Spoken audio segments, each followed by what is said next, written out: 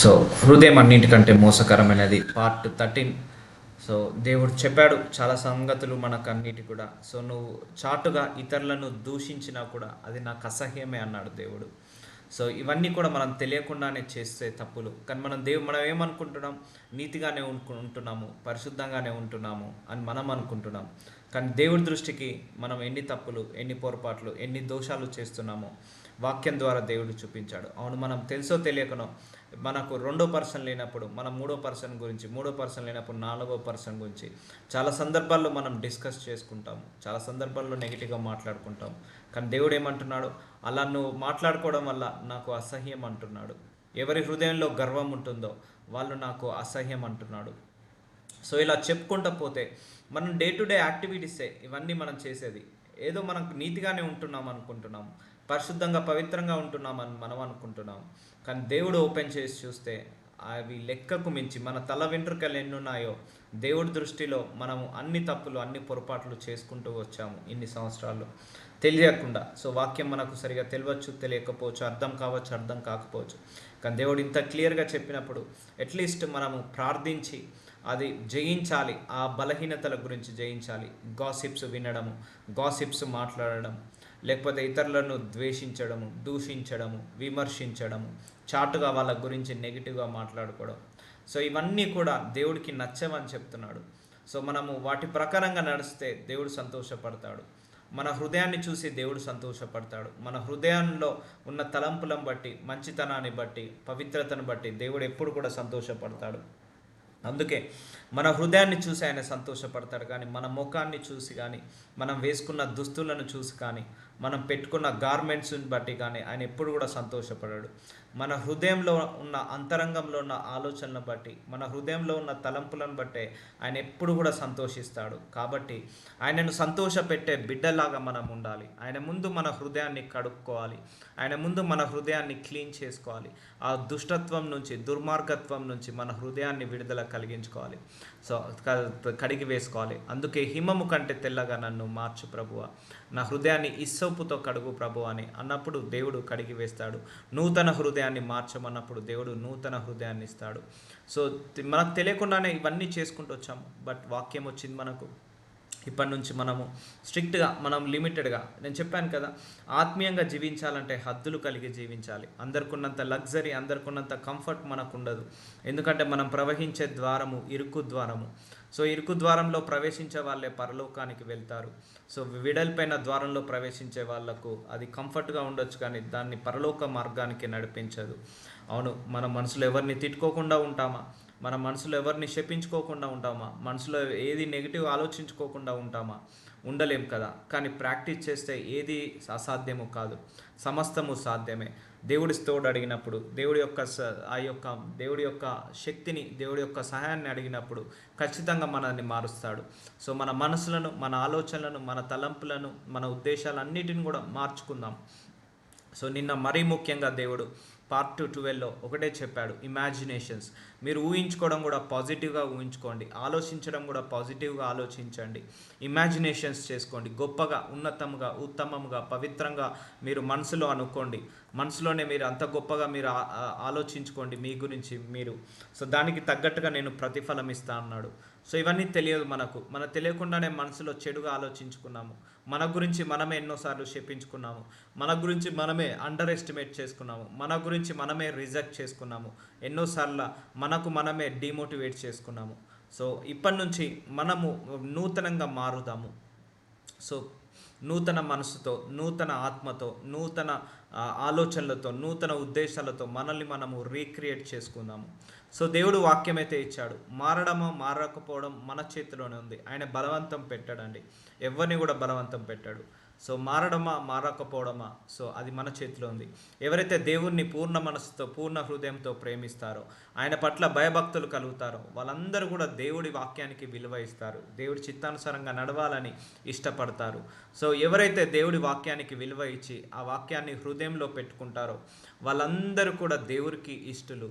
వాళ్ళందరిలో కూడా దేవుడు నిలబడతాడు, వాళ్ళందరి లోపల నివసిస్తాడు. ఎవరైతే నా వాక్యం పెట్టుకుంటారో నేను వాళ్ళను ప్రేమిస్తాను, ఎవరినైతే ప్రేమిస్తానో వాళ్ళ లోపల నేను ఉంటానని దేవుడు ఒక సందర్భంలో మాట్లాడడం జరుగుతుంది. కాబట్టి చూద్దాము. హృదయం అన్నిటికంటే మోసకరమైనది. సో సామెతలు 26వ అధ్యాయం 22వ వచనము. సామెతల గ్రంథము 26వ అధ్యాయం 22వ వచనంలో, కొండెగాని మాటలు రుచిగల పదార్థములు వంటివి. కొండెగాని మాటలు, కొండెగాడంటే చాడీలు చెప్పేవాళ్ళు. సో అక్కడి విషయాలు ఇక్కడ దగ్గర, ఇక్కడ విషయాలు అక్కడ, వాళ్ళ మీద వీళ్ళ మీద నెగిటివ్గా చెప్పేవాళ్ళు, వాళ్ళ మీద వీళ్ళ మీద నెగిటివ్ కామెంట్స్ చేసేవాళ్ళు, వాళ్ళందరినీ కొండెగాళ్ళు అంటారు. అంటే క్రిటిక్స్, విమర్శించేవాళ్ళు. వాళ్ళ మాటలు రుచిగల పదార్థాలు. సో అందుకే గొర్రె ఎప్పుడైనా కషాయవాన్ని నమ్ముతుందంటారు. సో వాళ్ళ మాటలు రుచి పదార్థంగా ఉంటాయి. అంటే మనల్ని నమ్మిస్తారు, వాళ్ళు మనల్ని ఎలాగైనా నమ్మిస్తారు. ఆ మాయ మాటలు చెప్పి వాళ్ళు తప్పు చేయకపోయినా వాళ్ళు తప్పు చేశారని నమ్మిస్తారు.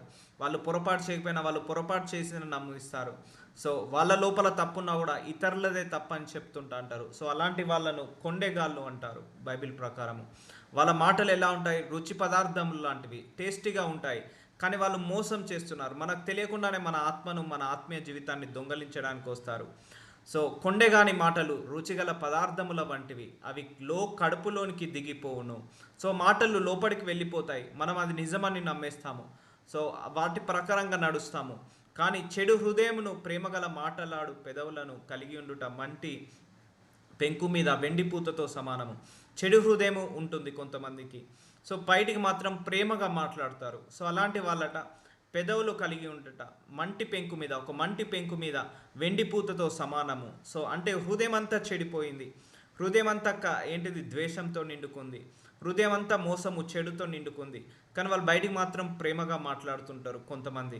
అలాంటి వాళ్ళు కరెక్ట్ కాదు అని దేవుడు చెప్తున్నాడు. కొండెగాని మాటలు రుచి పదార్థం వంటిది. సో ఎంతోమంది ఎన్నో రకాలుగా ఎన్నో చెప్తుంటా అంటారు, ఎన్నో మాట్లాడుతుంటా అంటారు. సో కొంతమంది చాడీలు చెప్పేసి అది నిజమేమో అనేటట్టుగా మన మీద నేర్పిస్తుంటారు అంటారు, ఇతరుల మీద చెడుగా మాట్లాడుతుంటా అంటారు. సో అవన్నీ రుచిగల పదార్థంలాగా మనం అవునా అవునా అవునా అని రిసీవ్ చేసుకుంటా అంటాం, మన లోపలికి పంపిస్తుంటా అంటాం. కానీ అది కరెక్ట్ కాదు. ఒకటి, మనం ఆత్మలో ఎదుగుతున్నప్పుడు, ఆత్మీయంగా ఎదుగుతున్నప్పుడు అపవాది ఎవరి పడితే వాళ్ళ ద్వారా వచ్చి మనల్ని హేట్రెడ్ నింపాలని, అంటే వాళ్ళ వేరే ద్వేషాన్ని తీసుకొచ్చి మనలో నింపడము, పగలను మన మీద నింపడం, ఇలాంటిది అపవాది చేస్తుంటా అంటాడు. సో మనము జాగ్రత్తగా ఉండాలి. సో కొండెగాని మాటలు రుచిగల పదార్థములు కాబట్టి అందరూ స్వీట్గా మాట్లాడే వాళ్ళంతా మంచి వాళ్ళు అని అనుకోలేము. అలా అని కఠినంగా మాట్లాడే వాళ్ళంతా చెడ్డవాళ్ళని అనుకోలేము. కొంతమంది కఠినంగా మాట్లాడతారు కానీ వాళ్ళు ఖండిస్తారు, కానీ వాళ్ళు మాత్రం మనసులో ఎలాంటి కల్మషం ఉండదు. కొంతమంది మనసులో కల్మషం ఉంటుంది కానీ బయటికి మాత్రం స్వీట్గా మాట్లాడతారు. సో అందుకే మనము గ్రహించాలి అలాంటి వాళ్ళు. సో వాళ్ళ వల్ల మనకు ఏమవుతుంది? కరప్ట్ అవుతుంటుంది. వాళ్ళు ఉంటారు, ఉండి హేట్రెడ్, ఇతరులను ద్వేషించే మాటలు చెప్తుంటా అంటారు, ఇతరుల మీద చాడీలు చెప్తుంటా అంటారు. కొండెగాళ్ళంటే అదే, చాడీలు చెప్పడం. వాళ్ళది నమ్మి మనం నిజం అనుకొని వాళ్ళ ప్రకారంగా నడుస్తాము. అప్పుడు నీ లోపలికి నెగిటివ్ ఎనర్జీ స్టార్ట్ అవుతుంటుంది. నీ లోపలికి ఆ నెగిటివిటీ అనేది స్టార్ట్ అయ్యి హేట్రేట్ స్టార్ట్ అయ్యి పెరిగి పెరిగి పెరిగి అందరినీ ద్వేషించే స్థాయికి వెళ్తుంటుంది. కాబట్టి సో ఐడెంటిఫై దోస్ పీపుల్. ఇప్పుడు మనందరము గొర్రె స్వభావం ధరించుకొని ఉన్నాము, మేక స్వభావం ధరించుకొని ఉన్నాము. కొంతమంది మన జీవితంలో ఎలా వస్తారంటే మేక చర్మాన్ని ధరించుకొని, తోడేళ్ళు మేక చర్మాన్ని ధరించుకొని మన గ్రూపులలో జాయిన్ అవుతుంటా అంటారు, అంటే మన ఆత్మీయ జీవితాన్ని చెడగొట్టడానికి. సో బయటికి మాత్రం వాళ్ళు మేక స్వభావమే కానీ లోపల తోడేళ్ళ స్వభావం కలిగి ఉంటారు. సో ఒక ఆత్మను, ఆత్మీయ జీవితాన్ని కలగజేయడానికి, చెడిపోగొట్టడానికి అపవాది అలాగే వస్తాడు. అపవాది ఎప్పుడైనా కూడా స్మూత్ వేలోనే వస్తాడు, అండ్ ఏంటిది హార్డ్ వేలో రాడు. స్మూత్ వేలో వచ్చి మనల్ని కన్విన్స్ చేస్తుంటా అంటాడు. అందుకే మేకల మధ్యలోకి తోడేళ్లను రాకుండా చూసుకోవాలి. సో మనం అందరం కూడా ఇప్పుడు మేక స్వభావము అంటే సాత్వికంగా మనం మారుతున్నాము, సాఫ్ట్గా మనం మారుతున్నాము, మనము హంబుల్నెస్గా ఇంకా తగ్గించుకుంటున్నాము. ఇంకా ఎవరిని తిట్టకుండా, మేక ఎలాగైతే సైలెంట్గా ఉంటుందో అలాగ ఆవు ఎలాగైతే సైలెంట్గా ఉంటుందో, ఆవు స్వభావం, మేక స్వభావంతో మనం మారుతున్నప్పుడు తోడేళ్ళు వచ్చి మన జీవితంలో పరిచయం అయ్యి మన యొక్క ఆత్మీయ జీవితాన్ని దొంగలించడానికి వస్తారు. కానీ వాళ్ళు పైకి మాత్రం మేక స్వభావమే ఉంటారు, ఆవు స్వభావమే ఉంటారు. సో అలాంటి వాళ్ళ గురించి దేవుడు ఇక్కడ చెప్తున్నారు. కొండెగాని మాటలు, వాళ్ళ మాటలు అలాగే ఉంటాయి. సో అవి విని చెడిపోతే ప్రాబ్లం. అందుకే చెప్పుడు మాటలు విని ఎప్పుడూ చెడిపోవద్దు. సామెతలు 26వ అధ్యాయం 24 వచనం, పగవాడు పెదవులతో మాయలు చేసి అంతరంగంలో కపటము దాచుకొనును. సో కొంతమంది అంతరంగంలో కపటం దాచుకుంటారు కానీ పెదవులతో గారడి మాటలు మాట్లాడుతుంటా అంటారు. సో మనకు తెలుసు ఏది మంచో ఏది కరెక్టో. దేవుడు జ్ఞానం ఇచ్చాడు. మన హృదయంలో ఉన్న ఆలోచనలు బట్టే బయటికి నోట మాటలు వస్తాయి.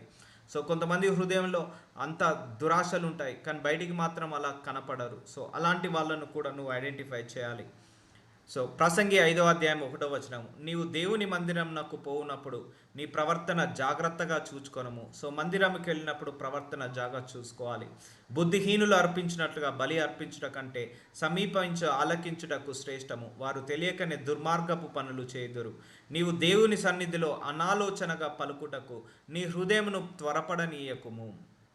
చూసారా, దేవుడి సన్నిధిలో వెళ్ళినప్పుడు కూడా నీ హృదయం క్లీన్గా ఉండాలి. ఏది పడితే అది మాట్లాడొద్దు. బిజినెస్ గురించి మాట్లాడొద్దు, అండ్ ఇతరుల గురించి మాట్లాడొద్దు. మందిరం అంటే ఒకటే గుర్తుపెట్టుకోండి, అది దేవుడి సన్నిధానం.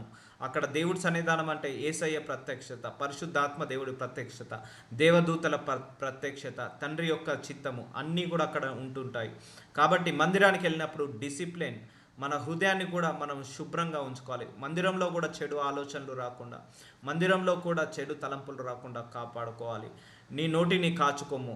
దేవుడు ఆకాశం అందున్నాడు, నీవు భూమి మీద ఉన్నావు, కావున నీ మాటలు కొద్దిగా ఉండవలెను.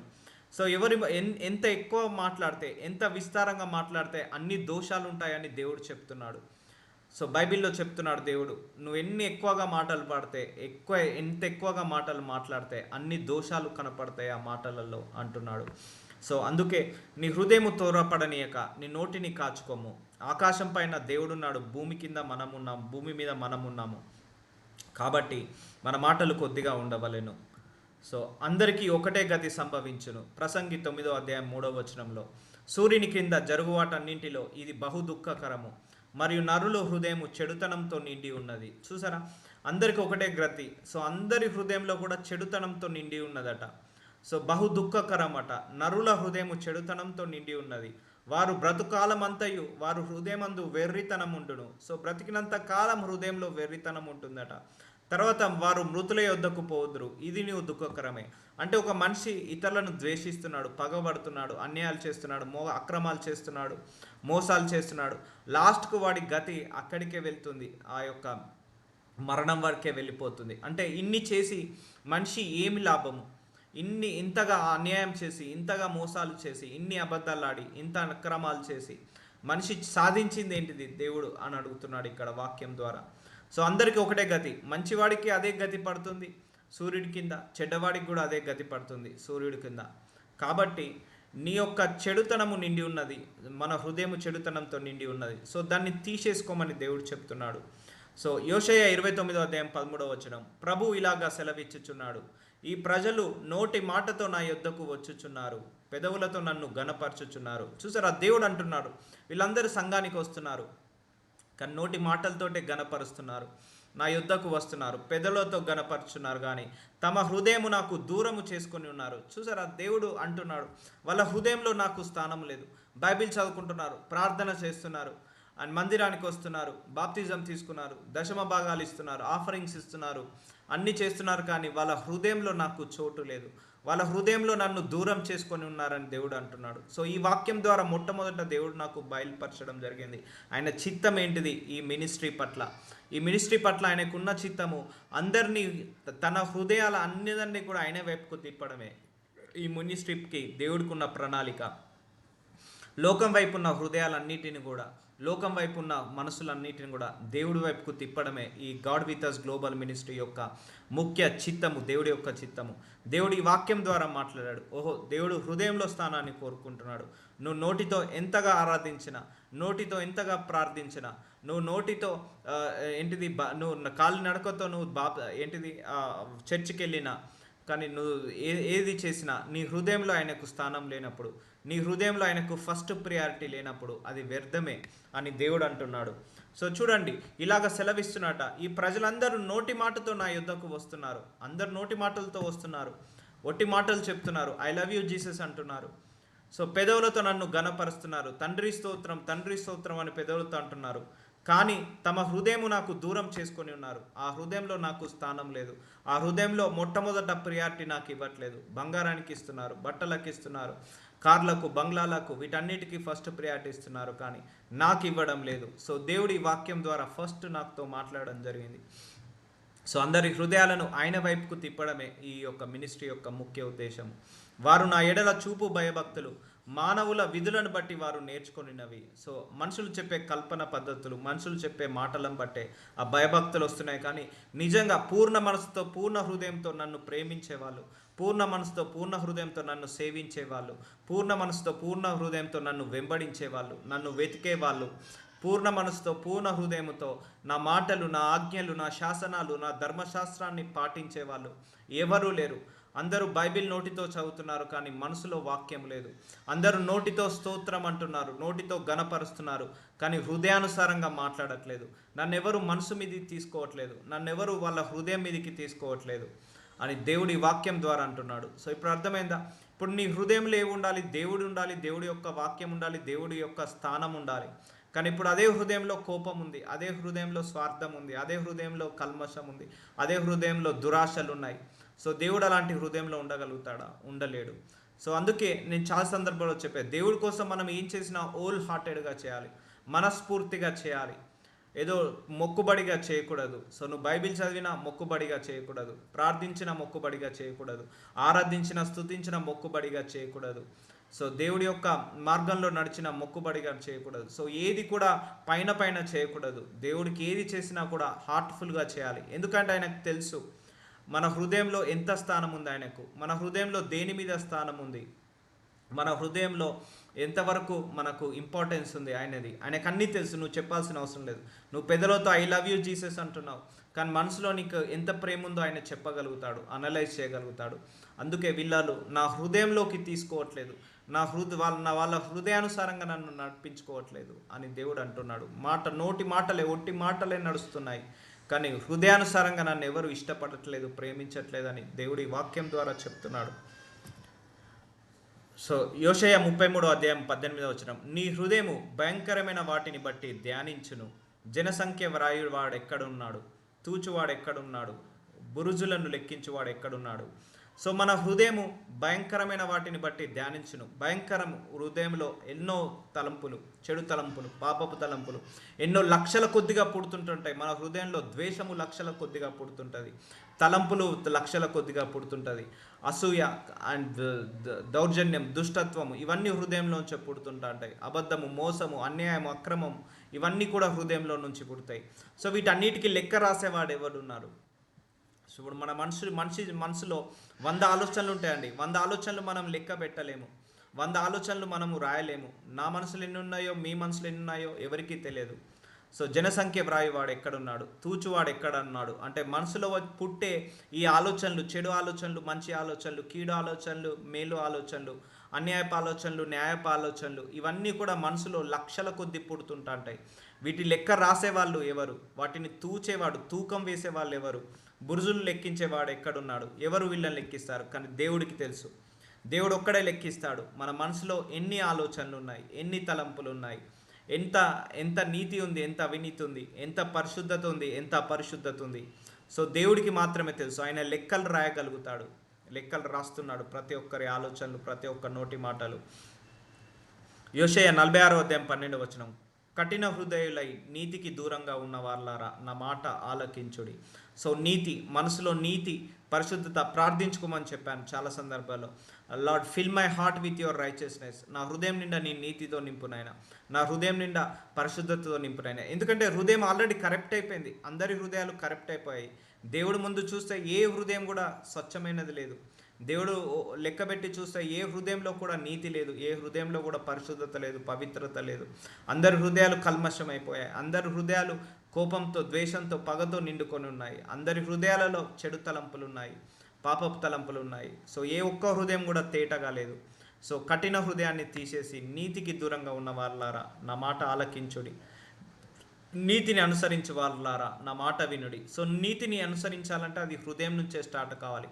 నా బోధను హృదయం అందు ఉంచుకున్న జనులారా. సో దేవుడు వాక్యాలు హృదయంలో ఉంచుకోమంటున్నాడు. ఎస్, అందరి హార్ట్ కరప్ట్ అయిపోయింది, అందరి హార్ట్ పొల్యూట్ అయిపోయింది. మనం చేయగలిగిందల్లా ప్రార్థన చేసుకొని మార్చుకోవడమే. సో మనం ఇప్పుడు అర్థమైందా? స్టార్టింగ్లోనే పరిశుద్ధాత్మ దేవుడు చెప్పాడు. మనం అనుకుంటున్నాం దేవుడి ముందు నేను ఏ తప్పు చేయలేదు, నీతిగా ఉంటున్నా, పరిశుద్ధంగా ఉంటున్నా, పవిత్రంగా ఉంటున్నా, నాకు ఏ దోషాలు చేయట్లేదు, మంచి కరెక్ట్గా అనుకుంటున్నాం. మనం అనుకుంటున్నాం. చూసారా, దేవుడి దృష్టికి మనం ఎన్ని దోషాలు చేస్తున్నామో, ఎన్ని తప్పులు చేస్తున్నామో, ఎన్ని పొరపాట్లు చేస్తున్నామో ఇప్పుడు ఈ వాక్యం ద్వారా తెలుసుకోవచ్చు. సో అందుకే హృదయమందు ఉంచుకున్న జనులారా ఆలకించుడి, మనుషుల పెట్టు నిందకు భయపడకుడి, వారి దూషణ మాటలకు దిగులు పడకుడి. సో మనుషులు ఎన్నో నిందలేస్తారు, సో వాటి విషయంలో మనం భయపడద్దు. దూషణలు చేస్తారు, వాటికి భయపడద్దు. ఎందుకంటే ఆ నింద వచ్చినప్పుడు భయము మనసులోనే పుడుతుంది. దూషణ మాటలు దిగులు పడకుడి. ఆ దూషణ మాటలకు కూడా ఎక్కడ దిగులు పడడం ఎక్కడి నుంచి మొదలవుతుంది? మనసులో నుంచే మొదలవుతుంది. దిగులు మనసులో నుంచే, గుబులు మనసులో నుంచే, భయము మనసులో నుంచే, చెడు మనసులో నుంచే, కీడు మనసులో నుంచే, ద్వేషము మనసులో నుంచే, పగ మనసులో నుంచే, ప్రతీకారం మనసులో నుంచే, అసూయ మనసులో నుంచి, అండ్ దురాశలు మనసులో నుంచి. సో ఇవన్నీ కూడా అక్కడనే పుడుతున్నాయి అక్కడనే. సో ప్రేర్ చేసుకొని వాటి అన్నిటినీ ఆపాలి, జయించాలి. సో అప్పుడు మన కంట్రోల్లోకి మన ఆలోచనలు తీసుకొచ్చుకోవాలి, వాటి కంట్రోల్లోకి మనం వెళ్ళకూడదు ఎప్పుడైనా కూడా. యోషయ 59:13 తిరుగుబాటు చేయుటయు, యెహోవాను విసర్జించుటయు, మా దేవుని వెంబడింపక వెనుకదీయుట, బాధకరమైన మాటలు, వీధికి వ్యతిరిక్తమైన మాటలు వచించుటయు, హృదయమున యోచించుకొని అసత్యపు మాటలు పలుకుటయు, ఇవే మా వలన జరుగుచున్నవి.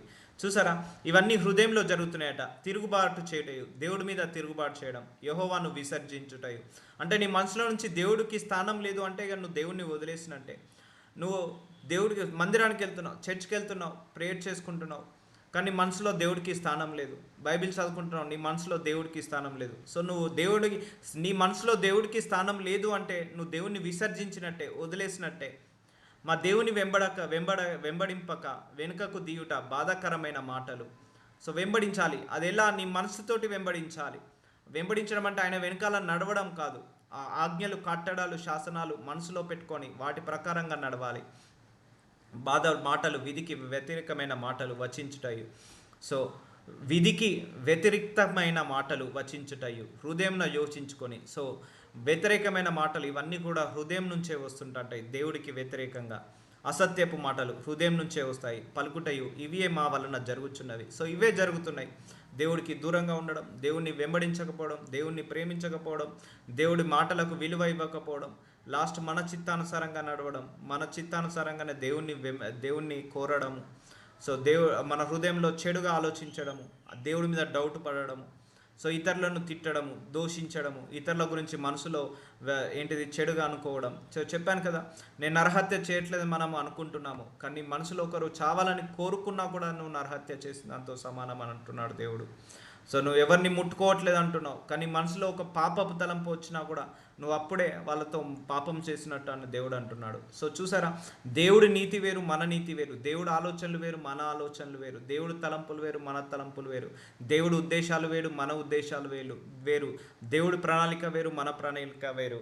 సో ఇవన్నీ కూడా మనం నేర్చుకున్నప్పుడు మనం దేవుడి చిత్త ప్రకారంగా వన్ బై వన్ ఏది కూడా ఓవర్ నైట్లో చేంజ్ కాదు. మెల్లిమెల్లిగా మార్చుకొని అప్పుడు దేవుడి స్వరూపంలాగా మారినప్పుడు అప్పుడు దేవుడి యొక్క ప్రత్యక్షత నువ్వు చూస్తావు. కానీ ఇప్పటివరకు మనం అనుకున్నాము, ఏంది, నేను దేవుడికి ఏమి తప్పు చేయట్లేదు, నేను ఏ పొరపాట్లు చేయట్లేదు, మనం నీతిమంతులుగా అనుకున్నాం, మనం పరిశుద్ధులుగా అనుకున్నాం. చూడండి, దేవుడు కనుక ఒక బుక్ ఓపెన్ చేసి చూస్తే మన మీద ఎన్ని కంప్లైంట్స్ ఉన్నాయో. మనకు తెలియకుండానే ఇతరులను శపించుకుంటున్నాం, మనకు తెలియకుండానే పాపంలో పడిపోతున్నాము. అంటే నీ హృదయంతో పాపం చేస్తే కూడా పాపం చేసినట్టే, నీ హృదయంతో చెడుగా ఆలోచించినా కూడా నువ్వు చెడు చేసినట్టే, నీ హృదయంలో కీడు పెట్టుకున్నా కూడా కీడు చేసినట్టే. సో ఇంత గొప్పగా దేవుడు డీపర్ లెవెల్గా మనకు తీసుకెళ్తున్నాడు. సో అందుకే ఆయన ఆలోచనలు మన ఆలోచనలు చాలా డిఫరెన్స్. అందుకే ఇవన్నీ తెలియక మన అందరం కూడా తప్పు చేశాము. ఒక సందర్భంలో దేవుడు ఏమని చెప్పాడు, నువ్వు చాటున ఇతరులను, నీ పొరుగువాన్ని దూషించిన అది నాకు అసహ్యమే అన్నాడు. నువ్వు చాటుగా ఒక పర్సన్ లేనప్పుడు వాడి గురించి నువ్వు మాట్లాడినా కూడా అది నాకు అసహ్యమే అన్నాడు దేవుడు. సో అంత డీపర్ లెవెల్గా మాట్లాడుతున్నాడు. సో మనకు అదే అలవాటు, అది మనం బ్రేక్ఫాస్ట్, లంచ్, డిన్నర్ ఎంతో ఈజీగా తీసుకుంటామో, ఇతరుల గురించి లేనప్పుడు ఈజీగా మనం మాట అనేస్తాము, ఈజీగా వాళ్ళని జడ్జి చేస్తాము, ఈజీగా వాళ్ళ గురించి నెగిటివ్గా మాట్లాడతాము, వాళ్ళు ఏం చేసినా చేయకపోయినా. సో ఇవన్నీ కూడా నాకు అసహ్యములు అంటున్నారు. సో ఇలా బ్రతకడం అంటే చాలా కష్టం మనుషులకు. కాబట్టి ఎవరైతే ఇంట్రెస్ట్ ఉంటుందో ఎవరైతే దేవుణ్ణి ప్రేమిస్తారో, ఎవరైతే దేవుడికి భయభక్తులు ఉంటాయో వాళ్ళు మాత్రమే ఇలా బ్రతకగలుగుతారు, బ్రతకాలని కోరుకుంటారు. నువ్వు బ్రతకాలని కోరుకున్నా చాలు, ఆ కోరికను బట్టి దేవుడు నడిపిస్తాడు. ఈ బైబిల్ ప్రకారం నడవాలని ఆశపడ్డా చాలు, ఈ బైబిల్ ప్రకారం ఆయన నడిపిస్తాడు. కొంత టైం పట్టినా కూడా దేవుడు మెల్లిమెల్లిగా హృదయాలను కడుగుతాడు, హృదయాలను మనసులను మారుస్తూ మారుస్తూ ముందరికి తీసుకెళ్తాడు. చూద్దాం యోషయ 66వ అధ్యాయం 2వ వచనం. అవన్నీ నా హస్తకృత్యములు, అవి నా వలన కలిగినవి, యెహోవా సెలవిచ్చున్నాడు. ఎవడు దీనుడై నలిగిన హృదయము గలవాడై నా మాట విని వణుకుచుండునో వానిని నేను దృష్టించుచున్నాను.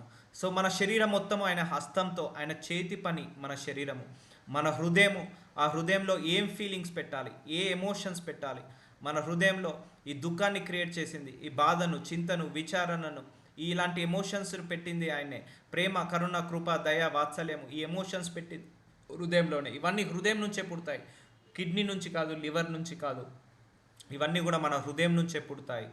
సో ఎవడు దీనుడై నలిగిన హృదయం గలవాడై, అంటే హంబుల్గా ఉంటాడో, ఎవరైతే దీన మనస్సు ఉంటాడో, హృదయం గలవాడై ఉంటాడో, నలిగిన హృదయము, హంబుల్గా ఉంటాడో, నా మాట విని వణుకుచుండునో. సో దేవుడి మాటలు విని ఎవరైతే విలువ ఇస్తారో వానినే అలాంటి వానినే నేను దృష్టించుచున్నాను. సో చూడండి, సాధ్యమంటారా దేవుడి ప్రకారం బ్రతకడం? సో అట్లీస్ట్ బ్రతకాలని ఆశపడ్డా చాలంటాడు దేవుడు. సో నేను అలాంటి వాళ్ళనే దృష్టిస్తా అంటున్నాడు. సో నలిగిన హృదయం గలవాడై నా మాట విని వణుకుచుండును, అంటే ఫియర్ ఆఫ్ గాడ్. దేవుడు అంటే భయభక్తులు విని. ఈ వాక్యము ఇలా ప్రత్యక్షమైంది. అమ్మో, వాక్యంలో చెప్పాడు దేవుడు ఏమని, ఇతరుల గురించి చెడుగా మాట్లాడద్దు, వాళ్ళ వెనకాల దూషించొద్దు, అంతే. అప్పుడే నువ్వు వాక్యానికి విలువ ఇచ్చినట్టు. అది విన్న తర్వాత కూడా చేస్తే నువ్వు వాక్యాన్ని రిజెక్ట్ చేసినట్టు. దేవుడు చెప్పాడు మనసులో కూడా ఇతరులను శప్పించుకోవద్దని. ఈ వాక్యం విన్న తర్వాత నువ్వు మనసులో కూడా శప్పించుకోవద్దు, ఎవరిని కూడా మనసులో కూడా ఎవరిని తిట్టుకోవద్దు, మనసులో కూడా ఎవరిని ద్వేషించద్దు. ఇది విని వాక్యానికి విలువిస్తే వాక్యానికి వణికినట్టు, నువ్వు వాక్యానికి గౌరవం ఇచ్చినట్టు. వాక్యానికి గౌరవం ఇస్తే దేవుణ్ణి గౌరవం ఇచ్చినట్టు.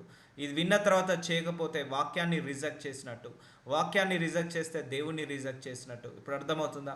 ఎవరైతే పూర్ణ హృదయంతో, పూర్ణ మనసుతో ఆయన పట్ల భయభక్తులు కలిగి ఉంటారో, ఆయనను ప్రేమిస్తారో, వాళ్ళు మాత్రమే ఈ వాక్యాలను నెరవేర్చాలని కోరుకుంటారు, వాళ్ళు మాత్రమే నెరవేరుస్తారు. ఎవరైతే ఈ వాక్యాలు ఆయన నెరవేరుస్తారో అప్పుడు దేవుడి హృదయం సంతోషిస్తుంది. ఎవరి హృదయంలో ఈ వాక్యం ఉండి ఈ వాక్యానుసారంగా ఎవరైతే నడుస్తారో ఆ హృదయము చూసి దేవుడు సంతోషపడతానంటాడు. సో దేవుడు సంతోషపడాలంటే మన ముఖాన్ని చూసి సంతోషపడాడు, మన హృదయాన్ని, మన హృదయంలో ఉన్న ఆలోచనలు, మన హృదయంలో ఉన్న వాక్యాన్ని బట్టే ఆయనే సంతోషపడతా అంటున్నాడు. సో వాళ్ళనే నేను దృష్టించుచున్నాను, వాళ్ళ మీదనే నేను ఫోకస్ చేస్తున్నాను అంటున్నాడు. యిర్మీయా 3వ అధ్యాయం 10వ వచనము. ఇంతగా జరిగినను విశ్వాసఘాతకురాలగు ఆమె సహోదరి అయిన యూదా పైవేషమునకే గాని తన పూర్ణ హృదయముతో నా యుద్ధకు తిరుగుటలేదని యెహోవా సెలవిచ్చుచున్నాడు. చూసారా, ఇంతగా జరిగిన, ఇన్ని మాటలు చెప్పిన, ఇంత వాక్యం వచ్చిన విశ్వాసఘాతకురాలు తిడుతున్నాడు దేవుడు. వీళ్ళు విశ్వాసం లేని వాళ్ళు, మూర్ఖ ప్రజలు, నేను ఇంతమంది ప్రవక్తల ద్వారా మాట్లాడిస్తున్నానే, అయినా కూడా వీళ్ళు పైవేషమునే గాని తన పూర్ణ హృదయంతో, సహోదరి అయిన యూదా పైవేషమునకే, అంటే పైనే కడుక్కుంటున్నారు, పైన అందంగా అలంకరించుకుంటున్నారు, ముఖాన్ని కడుక్కుంటున్నారు, ఇల్లును తుడుచుకుంటున్నారు, స్నానం చేస్తున్నారు, అలంకరించుకుంటున్నారు, కానీ మనసుని మాత్రం ఎవరు అలంకరించుకోవట్లేదు. పూర్ణ హృదయంతో నా యొద్దకు తిరుగుటలేదని యెహోవా సెలవిచ్చుచున్నాడు. సో ఇంత మాట్లాడినా, ఇంత చెప్పినా ఆ మనసులో ధనాపేక్ష, ఆ మనసులో పాపపు తలంపులు, ఆ మనసులో చెడు కీడే ఉంది, కానీ నాకు చోటు రావట్లేదే, నా వైపుకు ఎవరు తిరగట్లేదని యెహోవా సెలవిచ్చుచున్నాడు. చూసారా, పూర్ణ హృదయంతో మనం ఆయనను ప్రేమిస్తున్నామో ఆయనకు తెలుసు, లేకపోతే ఆఫ్గా మనం ఆయనను ప్రేమిస్తున్నామో తెలుసు. ఆయన పట్ల 100% భయభక్తులు కలిగి ఉన్నామా లేదా ఆయనకు తెలుసు. ఆయన పట్ల 100% విశ్వాసంతో ఉన్నామా లేదా అవన్నీ కూడా తెలుసు ఆయనకు. సో చూసారా, మన హృదయం ఆయనకు తెలుసు. మన హృదయం పూర్ణ మనసుతో ఆయన వైపు తిరిగిందా లేదా అది కూడా ఆయన గ్రహించగలుగుతాడు, చెప్పగలుగుతాడు. So turn your heart 100% to God. పూర్ణ హృదయంతో నా యొద్దకు తిరుగుటలేదని ఆయన అంటున్నాడు. పూర్ణ హృదయంతో నా దగ్గరికి తిరగండి అంటున్నాడు. సో పై వేషాన్ని నువ్వు అలంకరించుకోకు, లోపల వేషాన్ని కూడా అలంకరించుకో. సో ఇప్పుడు అర్థమవుతుందా, మనం క్రమం తప్పకుండా మందిరానికి వెళ్తున్నాము, కానీ ఆ లోపల దేవుడి యొక్క స్థానం ఎంతుంది, దేవుడి యొక్క విలువ ఎంతుంది, దేవుడి మీద ప్రేమ ఎంతుంది, ఇవన్నీ కూడా దేవుడు గ్రహిస్తున్నాడట. మనకు తెలియదు ఇప్పటి వరకు. మనం ఏదో చేస్తేనే తప్పు అనుకున్నాము, కానీ మన ఆలోచనలు కూడా ఆయనకు తెలుసు అని మనకు తెలియదు, మన హృదయం కూడా ఆయనకు తెలుసు అని తెలియదు. మన హృదయంలో రహస్య తలంపులు, రహస్య ఆలోచనలు కూడా ఆయనకు తెలుసు అని మనకు తెలియదు. ఆయన ముందు మనం బ్లఫ్ చేసేది ఏం లేదు.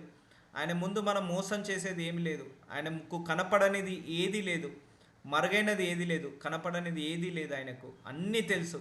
మన హృదయంలో రహస్య తలంపులు, రహస్యపు ఆలోచనలు, హృదయంలో ఉన్న చెడు, హృదయంలో ఉన్న కీడు, హృదయంలో ఉన్న మంచి, హృదయంలో ఉన్న పాపము, హృదయంలో ఉన్న చెడు, ఇదంతా కూడా ఆయనకు తెలుసు.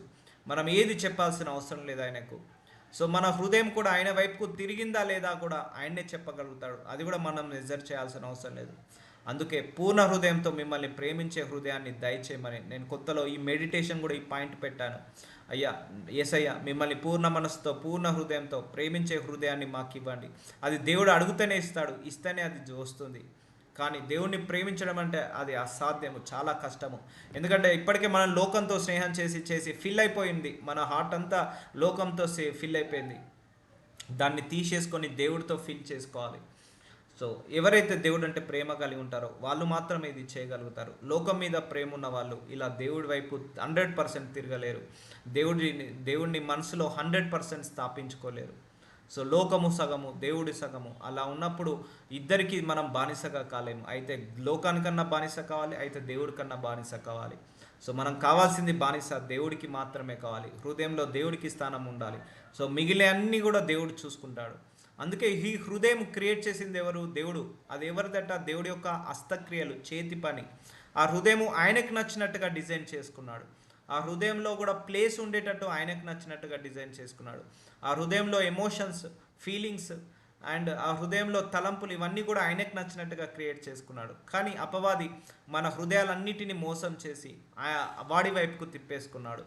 సో ఎవరి శరీరంలో ఇలాంటి లక్షణాలు ఉంటాయో, ద్వేషించడం కావచ్చు, పగబట్టడం కావచ్చు, తిట్టుకోవడం, శపించుకోవడం, ఇలాంటి క్యారెక్టర్స్ హృదయంలో ఉంటాయో వాళ్ళ లోపల ఇంకా అపవాది పని చేస్తున్నట్టు. సో ఎప్పుడైతే వాటన్నిటిని తీసేసుకుంటావో అప్పుడు అపవాది నుంచి నువ్వు బయటపడ్డట్టు. టైం పట్టొచ్చు. ఇవన్నీ అపవాది క్రియలు. ఇవన్నీ కూడా దేవుడికి దూరం చేయడానికి అపవాది మన మనసుకి కట్టిన చెడు. ఇదంతా కూడా ఆ చెడునంతా తీసేసుకోవాలి. One after other check list లాగా తీసేసుకొని మనము రైట్ డైరెక్షన్లో వెళ్ళాలి.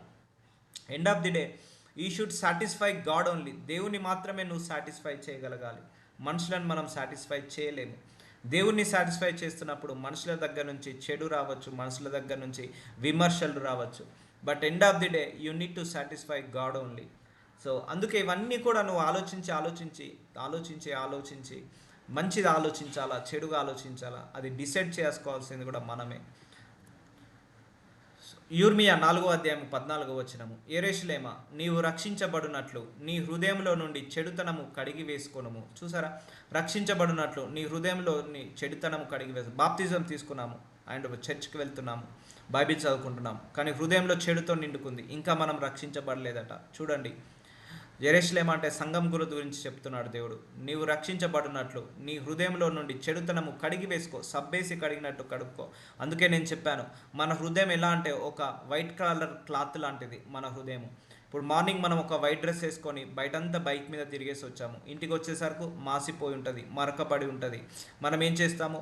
ఆ లిక్విడ్ ఈ లిక్విడ్ వేసి వాష్ చేసుకొని మళ్ళీ తెల్లగా చేసుకొని మళ్ళీ వేసుకుంటాము. అలాగే మన హృదయం కూడా ఈరోజు మార్నింగ్ నుంచి రేపు మార్నింగ్ వరకు ఈ లోకంలో ఉన్న మనుషులతో స్నేహం చేసి అటుపోయి ఇటుపోయి మన హృదయం కూడా అలాంటి మరక పడుతుంది. ప్రార్థన చేసుకొని ఆ మరకను తీసేసుకోవాలి.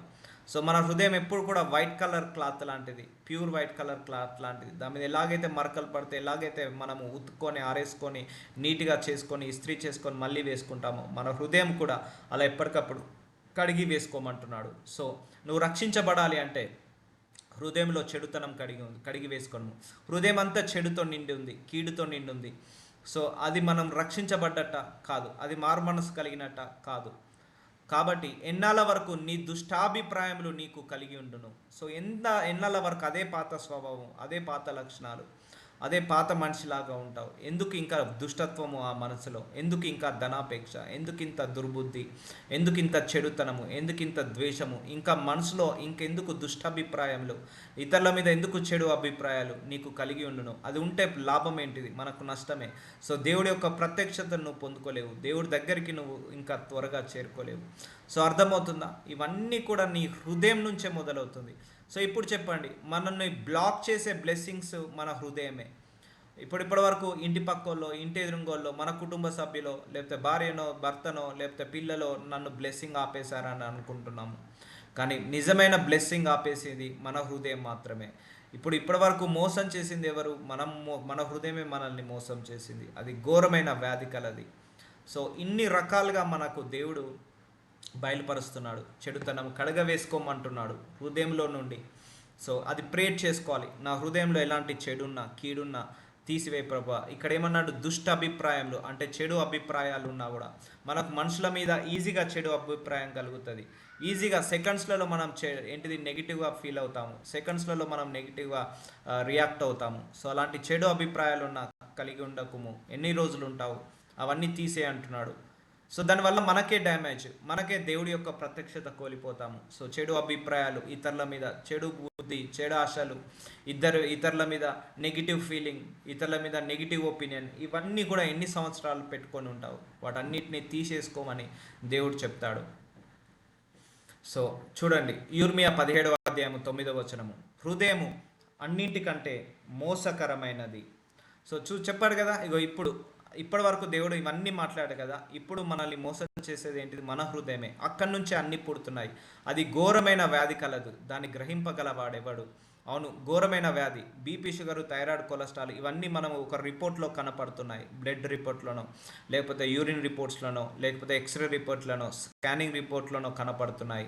కానీ ఈ అసూయ, ఈ దురాశలు, దుర్బుద్ధి, negative thinking, negative mindset, and కోపము, పగ, ప్రతీకారము, కామము, ద్వేషము, క్రోధము, ఇవన్నీ మనసులో నుంచి పుడుతున్నాయి. దీన్ని గ్రహించే వాళ్ళు ఎవరు? ఏ డాక్టర్ కూడా గ్రహించలేడు. దీనికి మెడిసిన్ కూడా ఇవ్వదు. ఒకని ప్రవర్తన బట్టి వాని క్రియల ఫలము చొప్పున ప్రతీకారము చేయుటకు యెహోవాను నేను హృదయంను పరిశోధించువాడను. చూసారా, ఎవరి మనసులో చెడు ఆలోచనలు ఉందా, నువ్వు చెడే పొందుకుంటావు. మంచి ఆలోచనలు ఉన్నాయా, మంచే పొందుకుంటావు. దురాశలు ఉన్నాయా, నీ జీవితం కూడా అలాగే దురాశలకు గుండా తీసుకెళ్తాడు. నీ యొక్క మనసులో ఏంటిది కామం ఉందా, నీకు అలాంటి బతికే ఉంటుంటుంది. సో మన హృదయం ఎలా ఉంటుందో మన బ్రతుకు అలా ఉంటుంది. మన మనసు ఎలా ఉంటుందో మన ఆలోచనలు ఎలా ఉంటాయి. ఆలోచనలు ఎలా ఉంటుందో జీవితం అలా ఉంటుంది. క్రియల ఫలం చొప్పున ప్రతీకారం చేయుటకు యెహోవా నేను హృదయంను పరిశోధించువాడను, అంతరంద్రియములను పరీక్షించువాడను. సో హృదయాన్ని పరిశీలిస్తున్నాడట, హృదయ అంతరంద్రియములను కూడా పరీక్షిస్తున్నాడట. సో ఇప్పుడు చెప్పండి, ఆయన ముందు మన హృదయం దాచుకొని ఉందా, లేకపోతే విప్పబడి ఉంది? ఆయన మన మనసు లోపల ఏది ఎంతుందో మెజర్ చేసి చెప్పగలుగుతాడు. ఒక డాక్టరు జ్వరం వచ్చినప్పుడు ఎంత డిగ్రీలో ఫీవర్ ఉందో, 98, 100, 102, 103 ఫీవర్ ఉందా అని ఎలా చెప్పగలుగుతాడు? దేవుడు కూడా మన హృదయంలో ఎంత చెడు ఉంది, ఎంత కీడు ఉంది, అవన్నీ కూడా చెప్పగలుగుతాడు. దాన్ని బట్టి ఆయన మనల్ని బ్లెస్ చేస్తాడు, దాన్ని బట్టి ఆయన మనల్ని ఆశీర్వదిస్తాడు. సో అందుకే హృదయం అన్నిటికంటే మోసకరమైనది, అది ఘోరమైన వ్యాధి కలది, దాన్ని గ్రహింపగలవాడేవాడు. అందుకే ఈ హృదయాన్ని తీసేయి, దీన్ని తీసేయమని అడిగేసి కొత్త హృదయాన్ని మనం అడగాలి. దీన్ని తీసే ప్రభువా, ఈ నూతన హృదయాన్ని దయచండి, మా కఠిన హృదయాన్ని తీసేసి మాంసపు హృదయాన్ని దయచండి, అమర్చండి. ఇది అంతకు మించి మనం ఏం చేయలేము. ఎందుకంటే ఆల్రెడీ ఫిల్ అయిపోయింది మొత్తం. మన హృదయంలో స్పేస్ కూడా లేదు, మొత్తం ఫిల్ అయిపోయింది హేట్రెడ్తో, ఎన్వియింగ్తో, లస్ట్తో, అండ్ అన్క్లీన్నెస్తో, నెగిటివ్ థింకింగ్తో, నెగిటివ్ థాట్స్తో హృదయం మొత్తం స్టోర్ అయిపోయింది. సో అది ఎటు పోయేటట్లేదు. సో అందుకే దాన్ని తీసేసి నూతన హృదయాన్ని అమర్చండి, క్లీన్ చేయండి, మొత్తం ఎక్కడికక్కడికి కడిగి వేయండి. హిమము కంటే తెల్లగా ఇస్సోపుతో కడిగి వేయండి. సో అప్పుడు నీ హృదయం తెల్లబడిపోతుంటుంది. ఆ హృదయాన్ని చూసి దేవుడు ఆశీర్వదిస్తాడు. అప్పుడు ఆయన అంటాడు, నువ్వు నా హృదయానుసారుడివి అంటాడు.